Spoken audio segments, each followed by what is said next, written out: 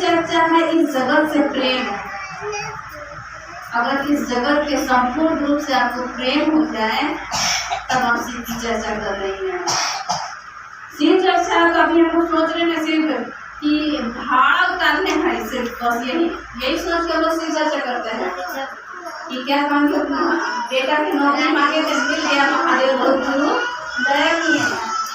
साहब हरिद्रानाथ में उस शिव को उतारा ताकि आप उस शिव को समझ सके, शिव से एक हो सके, चल सके, उस शिव को पा सके, उस शिव से रिश्ता बना सके।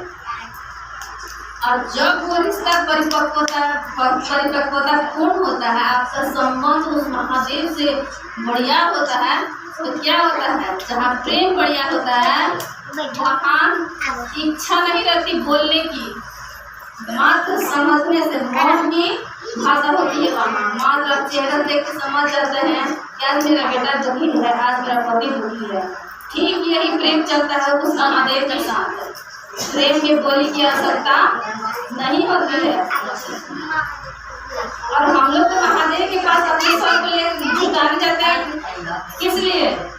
महादेव कहते हैं कि लोग आते हैं मेरे पास केवल अपने स्वर को झुकाते हैं, किस लिए? स्वार्थ के लिए, अपने स्वार्थ के लिए। वो जल भी अर्पण करते हैं तो अपने स्वार्थ के लिए, अपने जीवन रक्षा के लिए, इसलिए नहीं कि महादेव के लिए वो आ रहे हैं।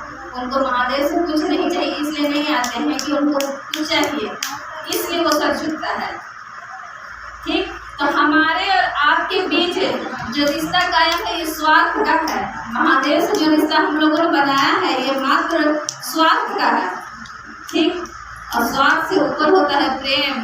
और प्रेम में कहीं भी कुछ मांगा नहीं जाता, वहाँ सिर्फ दूसरे की इच्छा, दूसरे का इच्छा अपने ऊपर लागू होता है कि जो वो चाहते हैं वो मैं करूँ, जो वो चाहते हैं वो पूरी दुनिया में करके दिखाऊं। और जिससे आप प्रेम करते हैं उसका नाम पूरा दुनिया ले, ये आपका दिल चाहता है। नहीं चाहते हैं कि अगर हम पति को अच्छा नौकरी अगर कर रहे हैं तो दुनिया में उनका नाम हो जाता है, सब गर्व से ऊंचा होता है। ठीक ना? तो अगर आपको महादेव से प्रेम होगा तो आप नहीं चाहेंगे कि मेरे महादेव के पूरी दुनिया में नाम हो जाए। साहब ने यही न किया, साहब ने यही एक काम किया कि लोगों के दिल में धड़क जाए मेरे से। हमें भी उनका यही सपना पूरा करना है, चलना है, उनके सपनों को लेकर आगे बढ़ना है। आप दूसरे को आगे बढ़ा के देखिए। हम मत सोचिए कि अगर हम चर्चा देते हैं, ठीक, चर्चा दी है हम, और ये चर्चा अगर सामने वाली गुरु बहन साहब ने क्या है कि आपको पीछे रहना है। ठीक, सामने वालों को आगे बढ़ाना है, जिसे बोलना नहीं आता उसको सिर्फ चर्चा में आगे बढ़ाना है। ठीक, पीछे वाले को आप ये काम करके देखिए कितनी दया मिलती है साहब की, कितनी दया मिलती है उस महादेव की।